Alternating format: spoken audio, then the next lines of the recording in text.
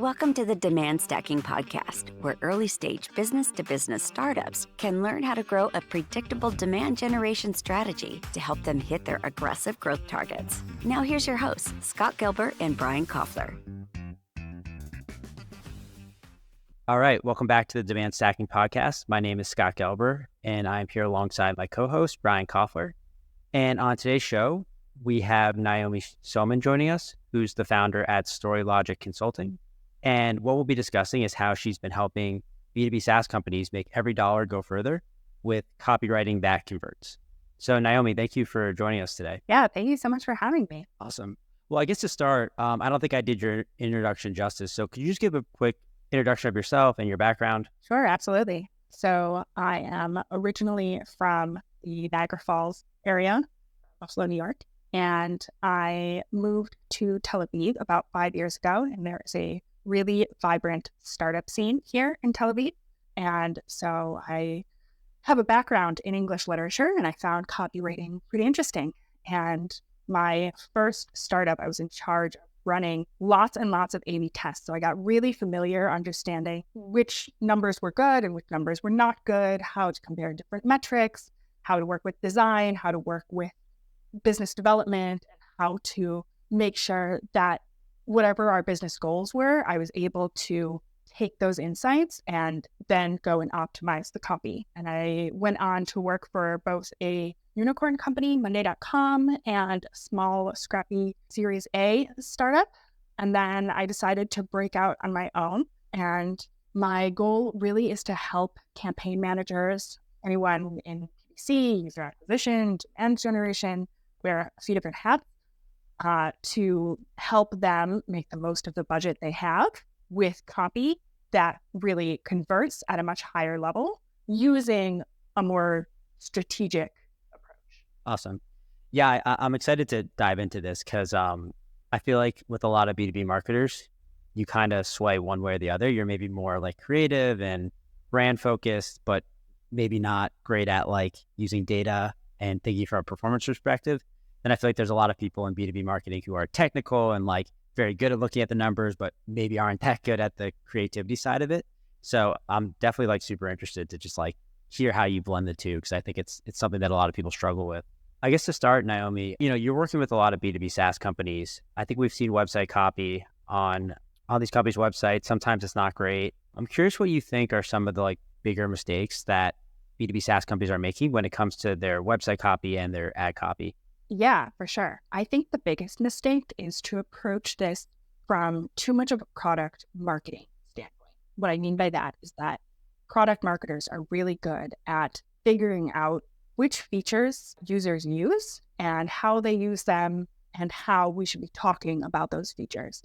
And that's really good. But copywriting is different than product marketing. What copywriting does is create the whole story around those features, because when you're selling, you can't just give a list of features. You have to walk people through the process.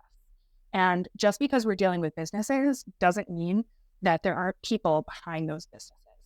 And I see a lot of times, whether it's ads or landing pages or social, we see a lot of features and sometimes the benefits of those features. But copywriting is really about implementing the whole persuasion process, and where that looks a lot more like telling a story.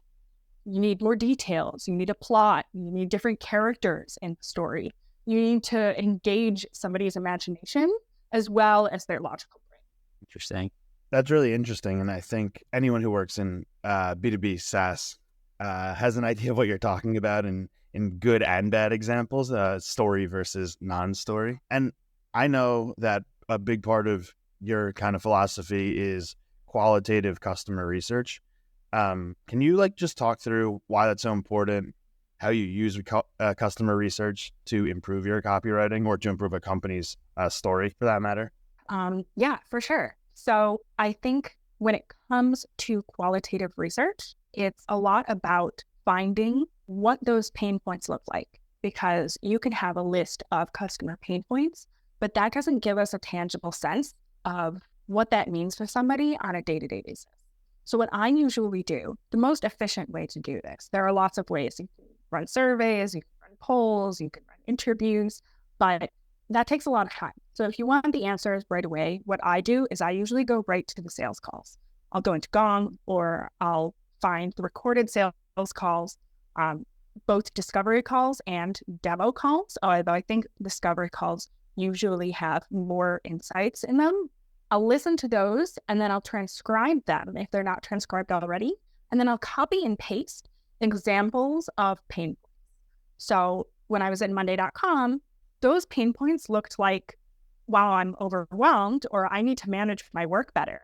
That pain point was, we have a spreadsheet with 17 tabs open, and I don't know where any of my information is. Or it looked like I'm waking up in the middle of the night worrying about my to-do list. Now, that's what writers call showing, not telling. And when you put that on the page, it really jumps out at you. It makes it original looking, it makes it fresh, and it helps people see themselves in the copy. Because the problem that B2B marketing has is it looks jargony, it looks corporate, it doesn't feel tangible. They don't provide you examples that appeal to the senses. And so when I do qualitative research, I try to understand what those pain points look like on an everyday basis. And then I think the other half of that is to understand not only what the pain points look like, but also what is the story going on beyond just the immediate need. So that could be, I want to impress my boss, or that could be, I'm worried that my team doesn't take me seriously, or that could mean, I would love to be seen as this kind of professional. You know, some of those less obvious examples that are still going on in their office that can help move the needle, and it can help you as a writer infuse a little bit more personality into your writing and give them that extra push they might need to take the next step. That makes sense. Yeah, I was gonna ask you, like, because I think there's a ton of conventional like wisdom around like talk to customers, right, and all this stuff. But operationally in a business, that's easier said than done, especially as a marketer, right? You don't really have access to the customers. So I was curious how you actually were getting in front of the customers. It's through Gong, which makes a lot of sense. I imagine you work with some companies that like don't use Gong, right? Do they just use like a note-taking app, and you kind of ask to see those recordings? Yeah, for sure. If they do, Gong is an expensive platform. So if they haven't purchased Gong, most of the time they're recording their sales calls for training purposes, not only for other sales team, all the other sales reps, but for any new employees. A really great way to teach employees is to record your sales demos or record your calls so that they can just watch that on their own time. So I would say that if they don't have that, it's really easy to do that. You can just hit record on Zoom and start recording, and you don't need so many. Like if you're trying to create messaging for SMBs and for enterprise, then you might want to have a different set for each persona. But 3 to 5 really good videos is plenty to really get you started. That makes sense. And yeah, I love your example of using Gong, because, you know, I used to do that sometimes as a demand gen manager, is try to listen to some of the sales calls. And I think what's interesting is like the customers can like describe your problem or your software or your problem like in a way that almost like is impossible for you to do. Like I would always hear them like say things on like what they thought the value would be or how they describe their problems, and I'd be like, holy crap, like that's perfect what they just said. Like I could not have said it so like succinctly and hit the nail on the head the way they did. I remember we did one of the companies I was at, they brought in customers to our office to like put them on a panel and just like talk about their day-to-day work. And one of the questions was like, if you could describe the product in like one sentence, how would you describe it? And like everyone said it in a way that like was 20 times better than anything that we had spent like months trying to figure out. And it was really cool. So I think that's a great approach. And it's just crazy. Like the insights you can get from the people who are actually experiencing this day to day is invaluable. No, I was just going to agree here. It's so right. I think we, as marketers, sometimes we try to think our way to the answer, but we don't have to put that much effort in. We don't have to sit around in a meeting or boardroom or an offsite and try to think our way to the right answer. We can just go to the customers in a really practical way and record what they're saying. Because sometimes we're just so deep in the product that it's hard to see it from the outside. Yeah, so true.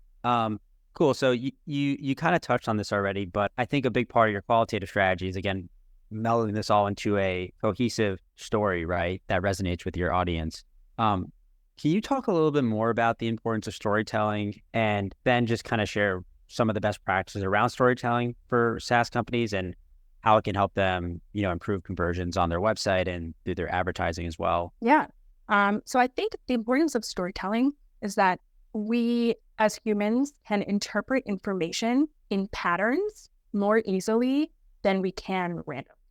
And so a story is a really great example of a pattern that we can use in marketing to help communicate information. And so I think that's sort of the essence of the idea. We don't want to just spray them with a bunch of features and expect them to understand the value of the technology. We want to package that so that they can digest it much more easily. So a lot of people ask me, okay, well, what exactly is storytelling? And it's something that's so obvious that sometimes it's hard to list out. But the other day I said, okay, you know what? I should have like a list of 5 elements that I think are crucial to every story. So I came up with number 1, you're going to have the hero. That's going to be the user. That's going to be the user who solves whatever problem they're dealing with. Number 2, you're going to have the villain. Now, sometimes this could be the competitor, although I would say that more often than not, it's going to be the thing holding them back. So when I was at Monday, we used to hate on spreadsheets. We used to talk about how terrible spreadsheets were. That could be any kind of manual process that your product is solving.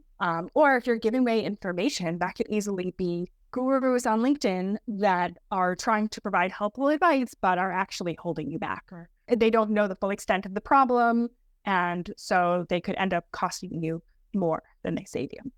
That could be a whole number of things. You want to have a villain. You want to have an assistant. That's usually the product that's going to facilitate the transformation. And then you want to have the context. So you want to describe the situation. You want to give all the details. You want to bring the senses into the picture.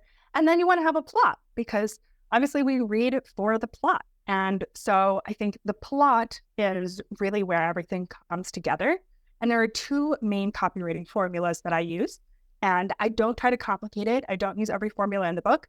I mainly use one, and sometimes I add an additional one. So the basic copywriting formula that you can get away with using over and over and over again is problem, agitation, solution. You're going to find the problem, you're going to describe it, and then you're going to present a solution. And then you can go on to describe how great their life would be with that solution. But I know as marketers, we have a lot of acronyms. We don't want to add too many acronyms to this. We don't add too many letters. We want to simplify it. And then I would say if you're dealing with more upper managers, if you're dealing with decision makers at the top of a hierarchy, then you may want, a lot of times these people aren't quite as connected to the everyday problems, to the operational activities that may have a lot of manual processes involved. So I found that sometimes problem, agitation, solution is not the best form for them. So if you're dealing with somebody who's a director level and above, you may want to use the formula desire, objection, solution. So you start off with their desire, you explain what's preventing them from reaching that desire, and then you present the solution. And I would say 99% of the time, that's more than enough to create a really interesting, really rich plot, as long as you can take those qualitative insights and plug them into each step of that plot. Yeah, that's really awesome to hear. As demand gen marketers, like formula for copywriting or different formulas and theories for copywriting. I know in my experience, often copywriting is something that just happens kind of like because it has to, and there's not a ton of formulaic thought where there might be for some other parts of the marketing strategy. So yeah, it's really awesome and interesting to hear how you actually like formulate the process to copyright and copyright effectively. Kind of going off that, I'm just wondering so obviously the goal of B2B copywriting is to drive clicks and conversions. So how do you also kind of think about persuasion or persuasive copy in that formula to get actual results from the landing pages or ads that you're helping write, or websites for that matter that you're helping write? Yeah, so I think that if you use that formula, it does help increase conversions. So for example, if I'm creating an ad for LinkedIn, I will in the headline of the ad, in the 150 character text on the top, I'll describe the problem directly and then say, try this solution. And then usually the tagline on the banner will be presenting the benefit. So you're sort of drawing them from the problem to the solution. And then when they get to the landing page, then they can explore the product in a little bit more detail. So you're sort of building that formula out across the funnel.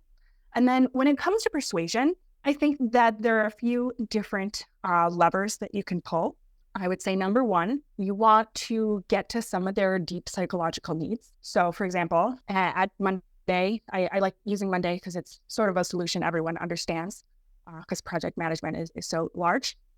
We kept hearing, we should focus on ROI. We should focus on increasing performance, achieving your business goals. And when I was testing banners, I realized that actually a lot of these middle managers are not interested in moving the bottom line or to in the numbers for the entire company.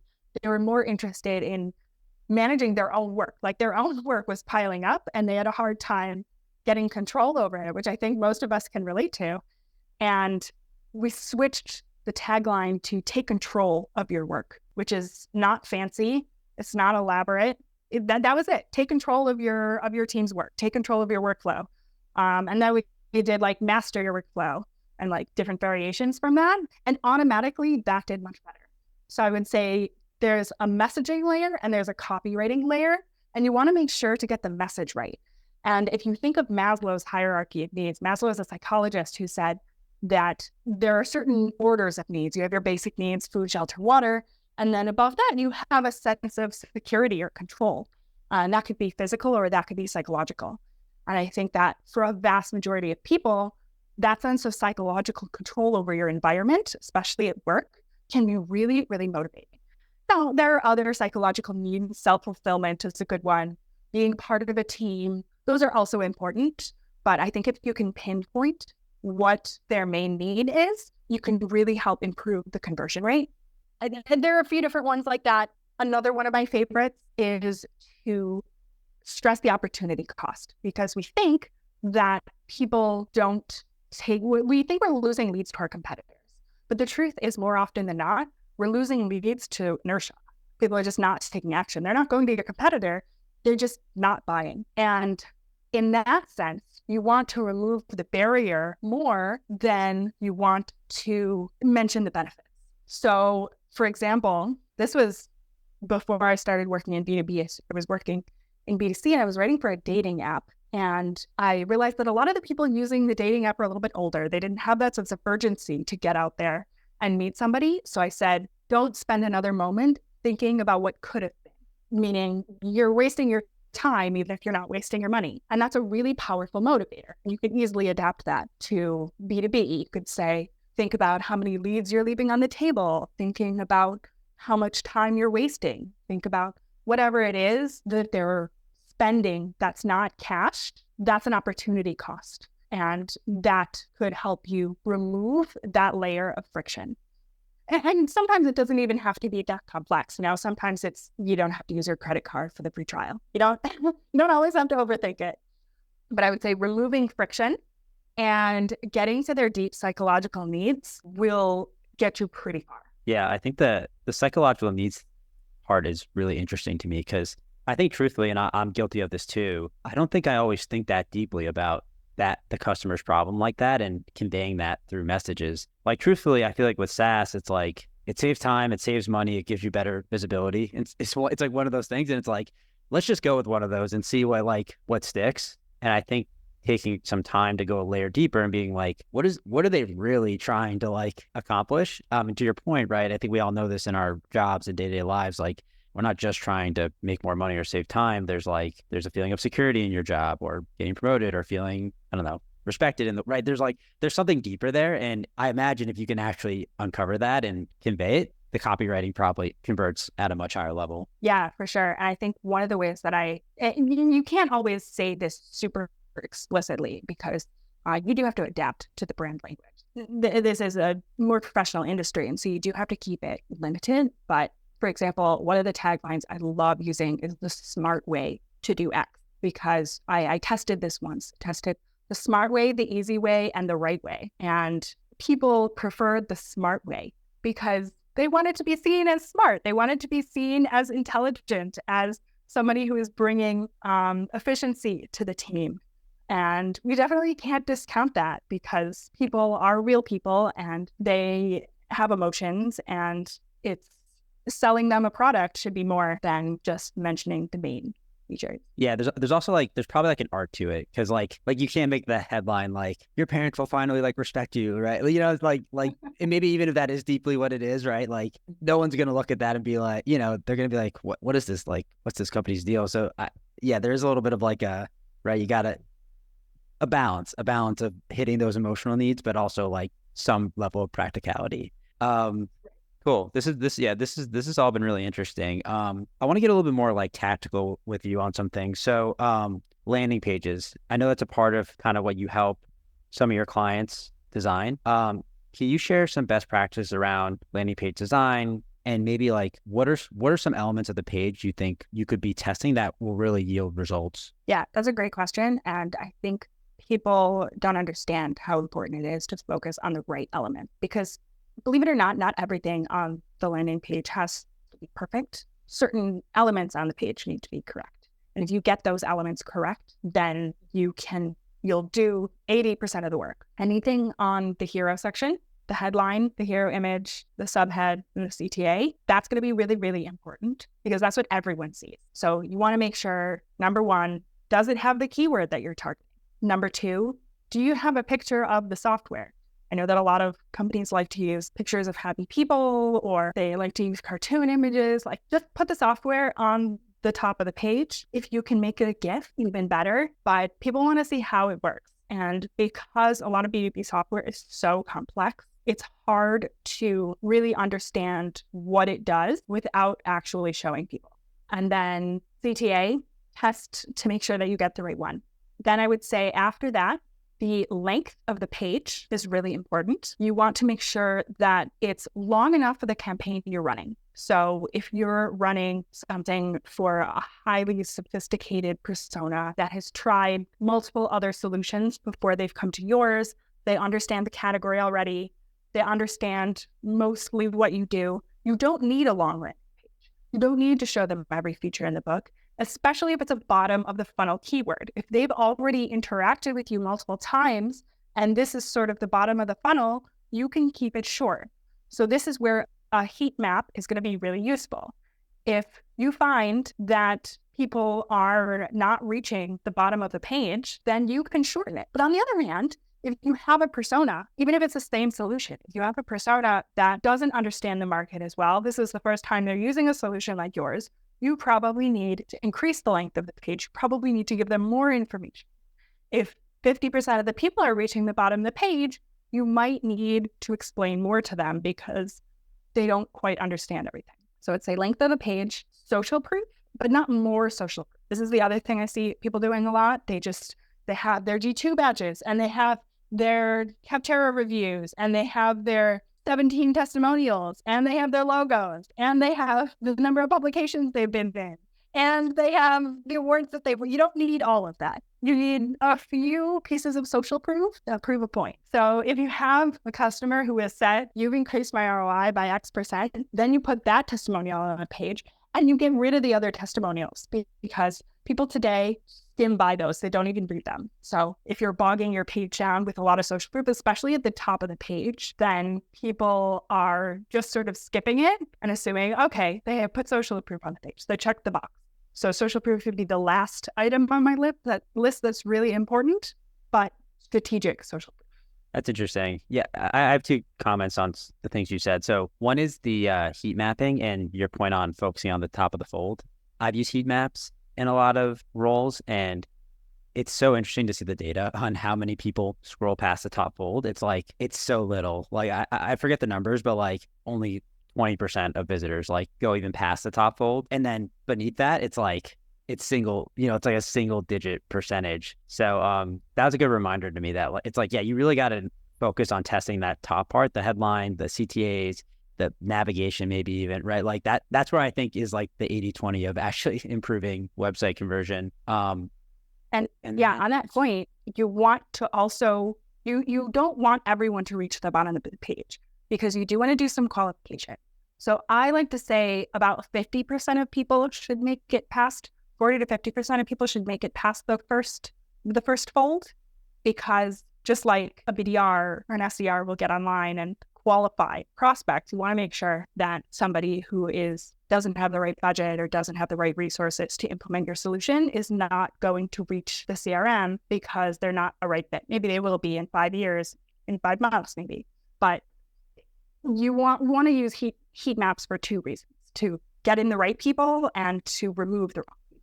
Yeah, it's a good point. Emmy, one thing that we deal with or see all the time, especially when we're working with smaller scaling startups, usually in like that Series A phase, is that they're trying to create kind of a new category, or like how we hear it is we don't have direct competitors. There's maybe solutions that do similar things, but we don't have 5 that do very similar things that people in the market would necessarily know are competitors. How do you think about that from a copywriting perspective when a company is unique or creating a new category or doesn't have direct competitors, and there's not a ton of research in the market to go off of how to message their company or their brand? Yeah, that's a great question, Brian. And I actually see this happen all the time with startups, because startups are meant to be innovative. They are creating new products. So of course, they are bringing something new to the market. And I would say that it differs depending on where you are in the funnel. So obviously, if you're creating organic social media content, or you're going to webinars or creating webinars or going through content syndication, like, you want to have whatever term you've created, you want to use that as much as possible, and you want to explain that, what that is to people, so you can generate demand around that phrase organically. So you do want to continue to do that, and organic is a really great place to start. That being said, when it comes to keywords, you have to use the keywords people are already searching. You want to capture demand. So you want to find ways to use the main keywords and twist them in a way that shows your USP. So again, Monday is a great example of this. They wanted to create this phrase, this term, work operating system, instead of project management solution, to show how robust the platform is, as opposed to Asana and Trello, which are a little bit more limited. This is more of an enterprise level solution. Now, as I'm sure you can guess, we were spending hundreds of thousands of dollars on the keyword project management tool. So I couldn't not use the term project management tool in the ads and landing pages for social and Google. So what I would do a lot of times is say, create a project management tool that works for you, or project management tool 2.0, or something that shows that it's more than just your basic tool. And I think that's really the key. Until there's a massive demand for a phrase like work OS, you have to use the terms that you have and just make sure you elevate it. And I think a great way to test this is to use a user validation tool. I've been using this tool called, well, now it's called Lysna, Lyssna, but before it was called Usability Hub. And there are other tools, like Winter is a new tool out there, user testing. But Lysna is pretty cheap, and it does a great job of validating. So what I would do is I would put up the ad that I came up with, and I would ask, in your own words, describe what this solution does. And you can run a test for under $100 and get like 40 to 50 respondents. And people will explain to you what they think it is. And you can compare the answers that you get based on the copy you use. So if it's manage your work versus a project management solution that works for you, you will get really different answers. And I think that's a great way to test if you don't necessarily have a lot of data to use. And even if you do have a lot of data, those kind of answers can give you a sense of, are you hitting the right brand idea? Because there can be a lot of tension, I think, between brand marketers and more PPC marketers, because they have slightly different goals. Yeah. It's an interesting take. Sorry, Brian, go ahead. No, I was going to say the point you made about search volume. And when you have to kind of play in the spaces that exist. When it comes to paid acquisition is a point that I think sometimes people who aren't demand gen or PPC or paid specialists may not totally understand. And I think it's a big part of like a demand generation's job to explain that, and then get the buy-in that it's going to take some time to get search volume on some of those more niche or specific terms that you're trying to get out in the world. But it's definitely like a mix and a balance that I think is a big part of a lot of demand gen managers or PPC managers' jobs at smaller or newer companies that don't have the search volume existing on the terms that they ideally would be bidding for.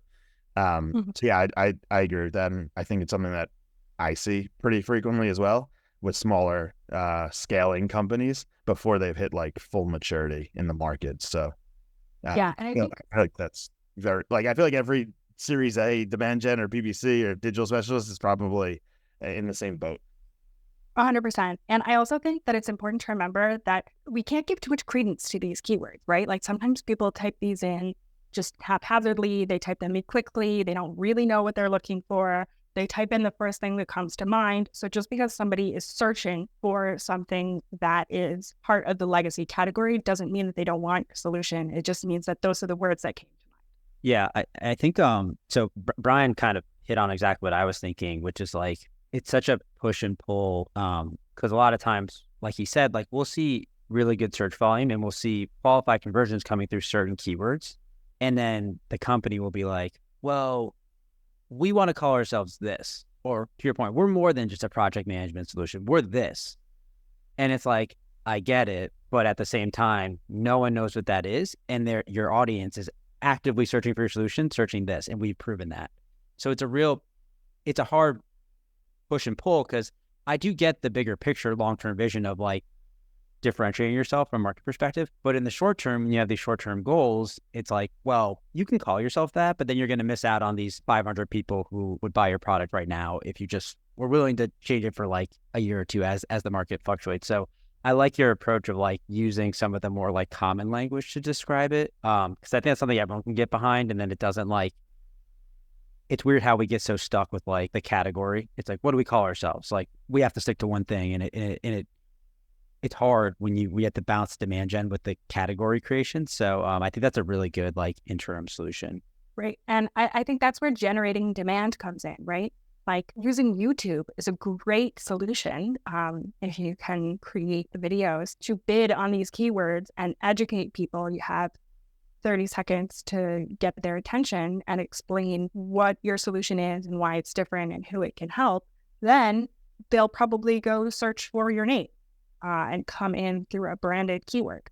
So we want to have capturing the demand that exists, but we also want to be generating.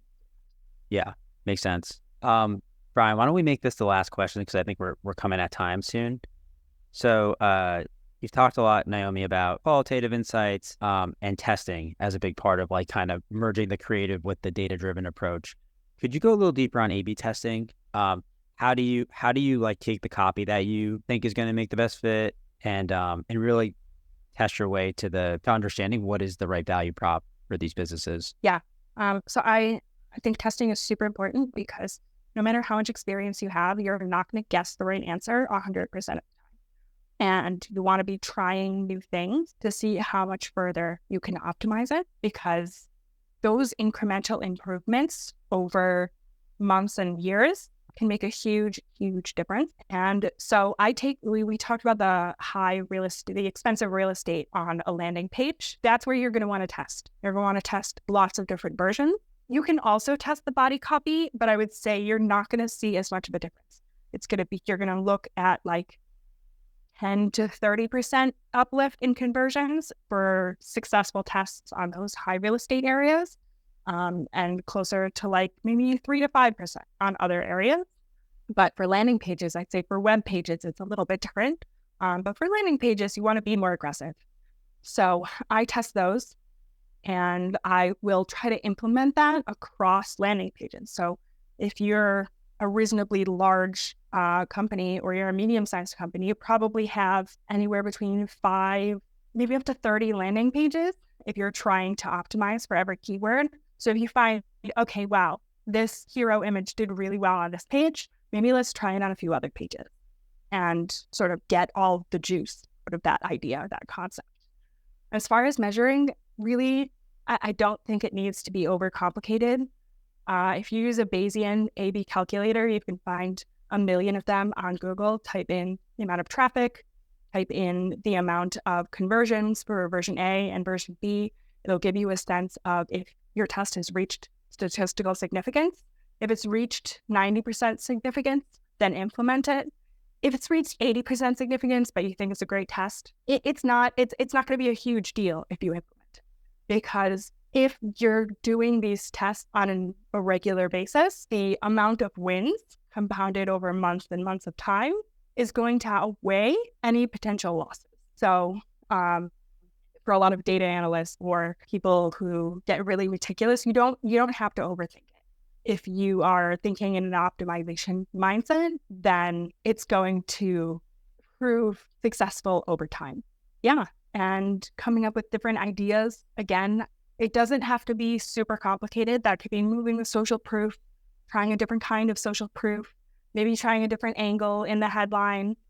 And you can do the same thing on web pages. If you have high traffic web pages, like the pricing page or the plans page, if it's more sales-led growth, testing that could be really effective. Testing the home page, that could be really effective. And you'd be surprised at how much you can add to the pipeline with just changing a word or two in your headline or in your descriptions, your ad copy.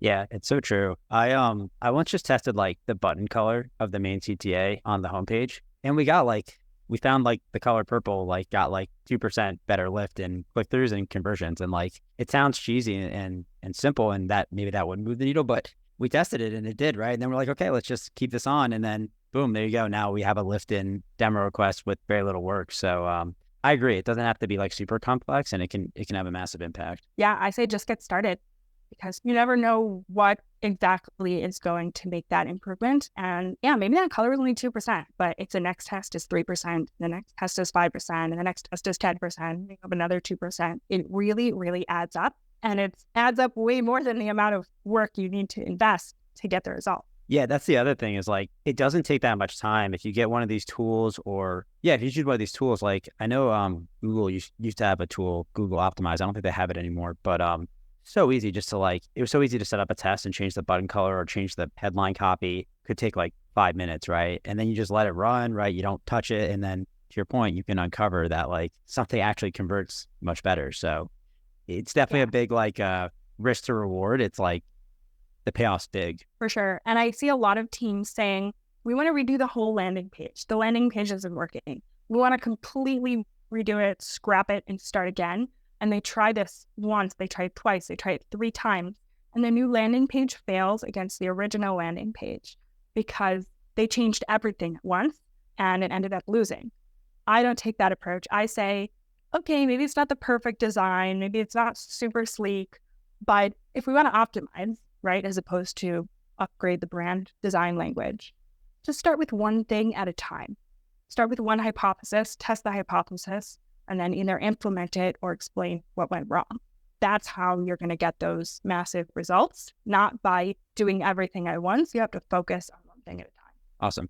Cool. Well, I think those were all the questions we had. Thank you for coming on, Naomi. This was a fun conversation. I think I learned a lot on it, and also a lot of really good reminders that you gave me on things that we should be doing that maybe we're not always focused on. So I really appreciate you coming on and chatting with us. Yeah, thanks for having me. This was really fun. Thanks for joining us on this episode of the Demand Stacking Podcast. And with the simple click to subscribe, we'll invite you back to our next episode. But if you want more, go to our website, srgmarketing.co, or follow us on LinkedIn by searching SRG Marketing. Remember, to grow your sales pipeline, you need a strategy, and that requires a plan.